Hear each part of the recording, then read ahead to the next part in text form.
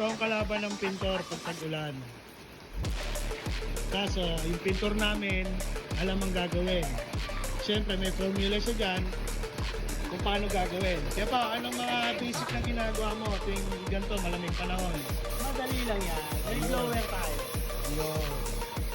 May blower. Pagkatapos bugaan, siyempre, yan, tag-ulan, blower yan diretso para mag-init agad yung pintura, mas maganda yung pagpapatuyo kahit malamig ang panahon. Bukod dun sa hinahalo niya sa pintura niya na catalyst. Bukod yung catalyst na mas matapang.